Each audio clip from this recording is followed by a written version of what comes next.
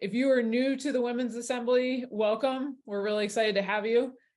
This is just a place where we talk about leadership principles that we teach at Echelon Front, principles based on extreme ownership, and then how they apply to what we're doing. Not only what we're doing professionally, but how these principles apply to everything in our life, at work, at home, with our families, with our kids, with our spouse, out in our communities. So really excited to have everyone here today. And Jamie is going to be talking about the benefits of women's leadership training, which is a little bit different of a topic for us, but certainly we'll pull it back to extreme ownership, what we do at Echelon Front, what we teach, and what we know works and what makes people successful. When we implement these principles, we know they lead to good outcomes. So with that, if you have questions throughout the session, please feel free to drop those in the chat. You can direct message me or you can direct message Jamie, but if you put question in all caps, that just helps us find that earlier and sooner. So add those in. If you have a situation report or sit rep that you want to update us with, something that's been going on, you had a situation, you use these principles, you want to update the group, feel free to drop those in as well. You can put sit rep in all caps and we'll be able to find those easily too. So looking forward to today's session. And with that, Jamie, I will kick it over to you. What's going on, everyone? Really excited to be back here for the Women's Assembly. Always love this opportunity to get together and talk about these principles of extreme ownership and how we can apply it in our lives. I was giving Meg a little bit of a hard time and we were kind of laughing about the topic today because as I was looking at this topic, you know, the benefits of women's leadership training in 2023. And for everyone's awareness, we get some of these topics from our SEO partner who kind of looks at what are the general questions that people are asking? What are the most common questions people are asking around leadership? And somehow this question came up, the benefits of leadership training in 2023, of women's leadership training. And I had this thought that like, I wonder if this group is actually searching for that, or if this group already kind of understands, hey, there's a benefit to women wanting to seek out and participate in women's leadership training. And so we just had a little bit of a laugh because sometimes those SEO questions that we get and the topics that we get from that SEO research doesn't always fit like Echelon Front and who we are. So in true fashion, we're just going to take this topic and we're going to apply it to what we know and what we love, which is the principles of extreme ownership. That being said, if you have a topic or you have something that you're like, you know what, I'd really love to learn more about this, throw it in the chat. Because I would so much rather answer your questions and the things that you are dealing with than what the algorithm is telling us that we should be talking about. So throw it in the chat. We will keep this and Meg will go through that. And for the next couple of sessions, we'll look at incorporating some of the specific topics you guys would like to hear more about. That being said, I want to start the session on this unique topic today with a story about my mom, which was actually kind of cool because my mom and dad drove cross country and they were here the last week. They just left yesterday to drive back to cross country. So I live in Virginia Beach, they live in Seattle, and they did 4 weeks across, kind of stopped along the way, you know, coast to coast to come and visit us. And now they're heading back. But it was always such a wonderful opportunity to be around my mom. And I sometimes laugh because I've been on podcasts before and I get this question a lot, which is, hey, who do you admire most as it relates to leadership? And obviously I work with some killer leaders, some really amazing examples of leaders in various capacities. And I've been very fortunate to have a number of different mentors and supervisors and leaders that I've worked for in my past careers and opportunities that I've had that I definitely am grateful for. And it may sound like the cliche answer, but it's the truth. Hands down, the best example of leadership I have ever had in my life is my mother. Because there were so many things that she taught me as my mom and as a leader in our household, but also my mom worked full time. My mom was a busy mom, and yet she still made time for me and my brother. But I watched her in her role, something that she was massively passionate about. And she worked for the United Steelworkers of America, which is a union that serves the steel industry and various companies that have steel workers within those industries. So if you can imagine the workforce within those industries, it is heavily, heavily male dominated. very difficult and challenging work. In fact, my dad worked for one of the companies that my mom's union represented. He was with a company called Kaiser, which was an aluminum plant. And so I got to see both ends of what my mom did to serve and protect, and really passionate about helping people in that industry, because she was helping people in my dad's work. And in fact, my dad's company, which I saw him get up for and do really difficult hours, long hours, very difficult work environment. So you can imagine, I think it was like up to like 110-degree heat. They had to wear these special gear, and there was just a lot going on. And I was young, and I just kind of saw this from the outside. You know, when you're kids, you don't really understand what your parents do, but I saw it from the outside. And my dad had a very difficult job. And he would go out there every day, and very, very heavy male dominated. In fact, I don't think at that time they had any women that actually served on the front lines within that company. But I also saw some of the challenges when they went through contract negotiations and the things that happened there. And my dad and his friends and his colleagues having to lobby for their rights and for increase in certain things and better benefits and those types of things. And the passion my mom had in her role with this union to really want to serve and protect them. And however you feel about unions doesn't matter. I saw it firsthand from my mom, someone who very, very much cared about the people that she was serving. I also saw her get up every day, get to work on time, never missed a day. I mean, you want to talk about work ethic, one of the hardest workers I've ever seen in my entire life. But I also saw at the time, my mom was, at the time, her title was secretary. They don't use those terms anymore, but she was a secretary. And what I always thought was interesting is that I would go to her office, and who would be there every single day from early till the work was done? My mom. And yet the other people in her office, which were all men, she was the only woman in her office, would kind of come and go. And there'd be times I'd get there and they weren't there in the office, and they were out doing other things. Now, granted, they were traveling and doing things, but I remember even at a young age, recognizing that there was something really special about my mom in that office, that in truth, despite all the really good work going on, my mom was the one really getting it all done. She was the one in the background, working the long hours, getting it situated, coordinating, fixing, organizing, managing, overseeing. She was doing all of that really incredible work that she was passionate about. So my mom was there for 30 years. At some point in her career, she took over a program. There was this program that they had called the Women in Steel program. And up until this point, it was not very well attended, not very well funded. The conferences and training opportunities that they provided within this organization were lackluster at best. And so my mom and some other colleagues of hers had an opportunity to take over this program.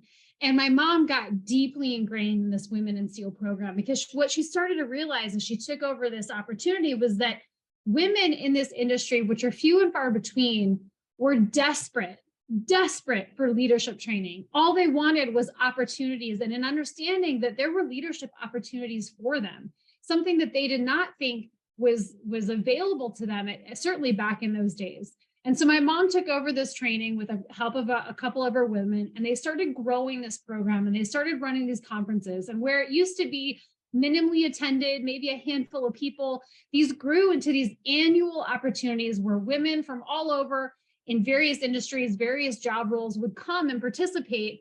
And they grew it to this incredible place where they had such a strong sense of women in leadership, women in this steel industry, which once again, were very few and far between, were coming together, working together, getting a better understanding, getting opportunities for them to understand and recognize that they had opportunities to excel and to grow within their role in this industry.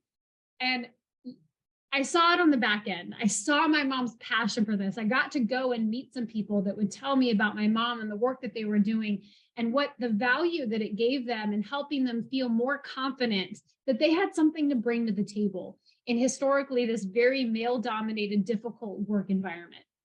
So as I thought about this topic today, the benefits of women's leadership training, I couldn't help but to think about what I saw from my mom's effort and the work that she did and the value that it provided to women who were seeking these opportunities, but maybe didn't even realize that these things were available to them.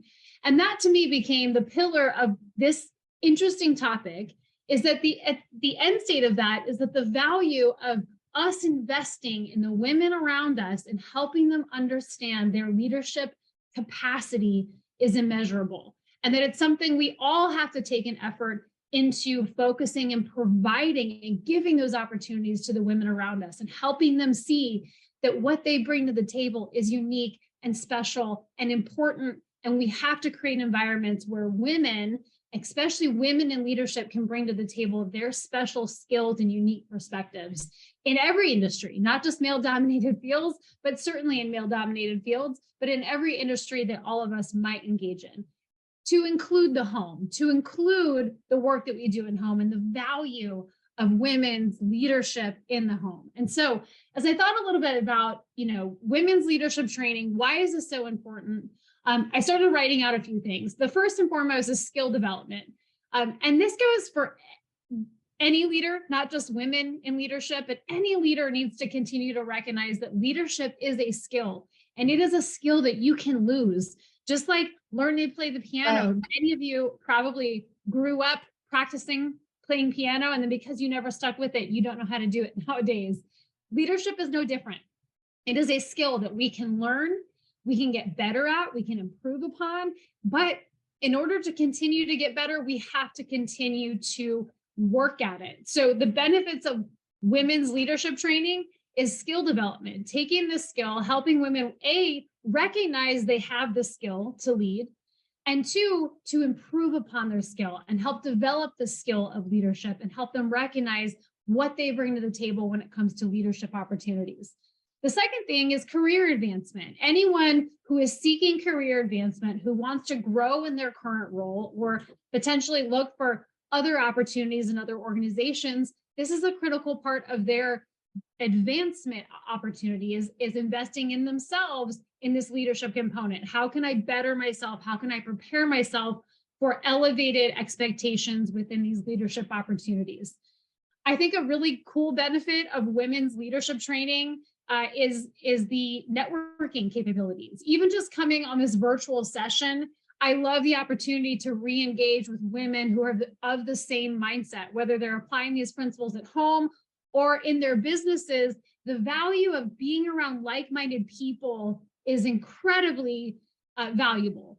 I think about our muster events, and for a long time, we would get this feedback and people would say, man, you guys put on a great event. And my feedback, which was very sincere and continues to be sincere, is that we do the bare minimum to put together an organized event. Our goal is just to make sure that this is organized and clear, simple, concise. But what really makes those events special, it's not anything that we do, it's the atmosphere that the attendees bring to that event. It's their energy that helps to create this really unique and special environment. And I think women's training can provide that same opportunity. We're preparing for our first women's summit, our in-person event. And I know that when I go there, I get to learn from my peers. I get to learn from the people around me. I get to feel inspired and encouraged by the atmosphere of women coming together and looking and seeking to improve themselves in whatever leadership capacity they're currently in. A young leader trying to work their way up in the corporate ladder, a longtime leader who's been in senior leaderships for many, many years, who has a lot of value to bring to the table, a leader who's just working on how to apply these things with their families, their kids.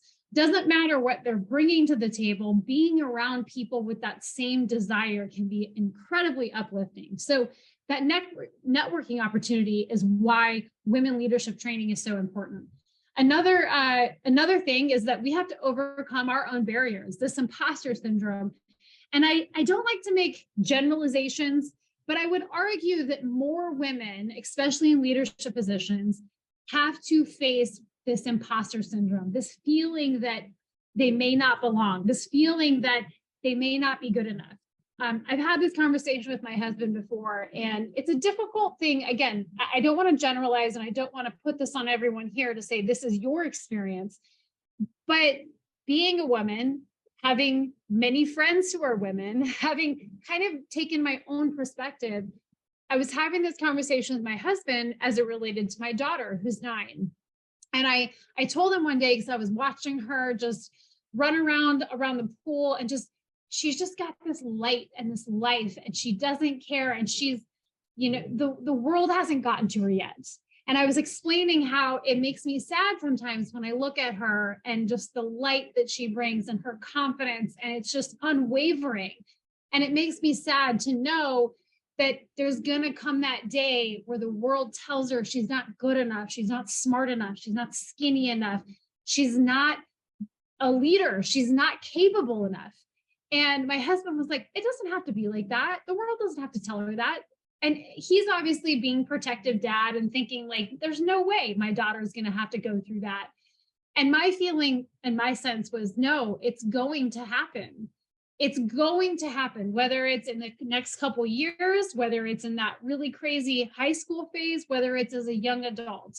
She will get to a point where she will have to reconcile with those feelings and those inadequacies and those insecurities. And the value of being around other women in leadership who are trying to benefit themselves is that we can more clearly work through that imposter syndrome, work through that lack of confidence, and be reminded by the people around us that we are capable enough, we are good enough, we have a lot to bring to the table. And the best thing I can do for my daughter now is just to build up her confidence and help her as much as I can establish that confidence. So when the world does tell her those things, she can tell the world to shut up, and she can focus on what she brings to the table, and all that confidence and light and joy she is right now will hopefully carry her through those difficult times. But the value of coming together as women is that we have unique experiences. And not only is that a networking aspect, it also helps us increase in our confidence, increase in our understanding of what we bring to the table, why it's so important that we step up and we look for those opportunities to lead. I had feedback not only from my female leadership counterparts and my colleagues here at Echelon Front, but from my male colleagues and counterparts here at Echelon Front when I first started teaching, and which was very much outside of my comfort zone. And I dealt with this imposter syndrome, and having that feedback and that encouragement and being around people who only wanted the best for me helped me to break through that imposter syndrome that I felt of what value can I add to this content at Echelon Front when standing alongside my peers who are seasoned combat veterans. And so that is something we have to deal with. And this opportunity we have to engage with other women in leadership positions can help us to break through those barriers, increase our confidence, and recognize what we actually bring to the table. We already talked a little bit about this, but personal growth, I think that I think people in general, not just women, people in general, we should be looking regularly for how we can improve ourselves for the benefit of the people around us. I saw this really great, I think it was Peter Attia, who was talking about this calendar he has. It's basically his life in weeks, and it's a big calendar he has up every week in his house. And it's just this one, big poster-sized calendar, and every week he just fills in a dot. And it was so incredible to see. He just surpassed his 50th birthday, and to see his life that estimates he will live to around 84, just as a general average, but to see his life marked like that, these bullet points, these circles to say, it just put it in perspective for me. I was looking at this and I thought, okay, if I can keep this eternal perspective, that my time is limited, that will help me recognize how important it is to always be looking to get better. Jocko said it once, that one of his greatest fears, and I don't know if he phrased it that way, but it's the way that I think about it now. One of his greatest fears is people not reaching their potential. And that for me is a big thing that I have to face. And I think all of us should be thinking regularly, are we reaching our potential? Are we getting to where we know we should be getting to? And that is something that women's leadership training can help us refocus. What are the strategic goals? What is the vision? What is the outcome? What are we trying to achieve? And are we working towards getting better, towards achieving that long-term mission? And again, that calendar really puts that in perspective and can be a reminder of my time is fleeting. That is the case for all of us. And so what can we do with the time that we currently have? We can focus on how to get better as human beings. I also loved this piece of it as I was thinking the benefit of women's leadership training. I think the biggest thing for me, and I saw this with my mom as she took over the training in her industry, was just helping women recognize the importance of women in leadership positions. I think sometimes we lack that awareness of how important it is to have women throughout the organization, up the chain and down the chain, in positions where they can influence and impact other people. This could even be at our home. We cannot underestimate or undervalue the role that a mother plays in impacting and influencing her children. That's leadership. And so opportunities for us to develop those skills, to improve upon those skills, should be sought after regularly. And ultimately, we have to remember that women bring unique perspectives, and through those unique perspectives, we can have enhanced decision-making in the corporate world, in the home life, whatever it might be. And so the more we can pour into and offer leadership training for women and encourage participation in those training opportunities, the better off we're going to be as a society. So this topic was unique, but it really got me thinking about the benefits of leadership training and why it's so important. I think it got me more excited, shameless plug here, for our women's event that we're hosting. I think some of the challenges we've had at Echelon Front is how to speak to women and bring these principles to women who may feel like there's a barrier there. And I'm not saying that that is for everyone. We have some women that have been in the game in this content for years, just getting after it. But there has been historically a little bit of a disconnect. And when we finally got over that barrier and thought, you know what, let's just do something virtual for just women in leadership who want to come learn about extreme ownership. And we started to break down that barrier. We saw what it provided, which is this incredible community of women who want to work together, to learn from each other, to better one another, to better ourselves. It's empowered me. And the idea that we're now translating that into an in-person event is just beyond what I ever envisioned here at Echelon Front. So we're very excited for that inaugural event. But whether you can make it to that event or you're just going to continue joining us on these free sessions, either way, the benefits of women's leadership training is invaluable, and we have to look for those opportunities to participate and encourage those around us to engage in that type of training as they come available. Meg, what else you got on this topic today? Awesome, Jamie. Really enjoyed that, and the different take on what could be a very straightforward topic. But I think as Jamie was talking about her mom and sharing that story, certainly could relate to that. And so much of what she talked about, I mean, leadership is a skill.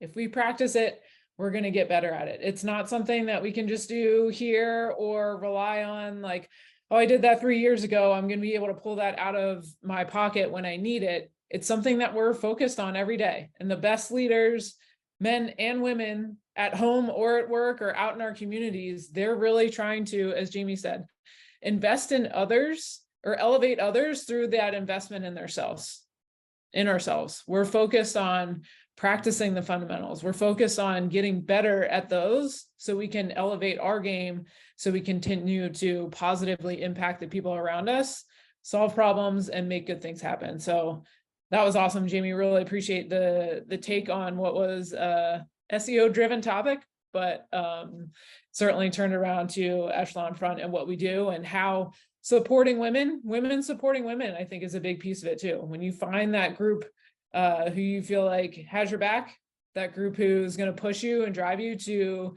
challenge yourself, those are the people you want to be surrounded by, which is so many of us, so many of you on this call today.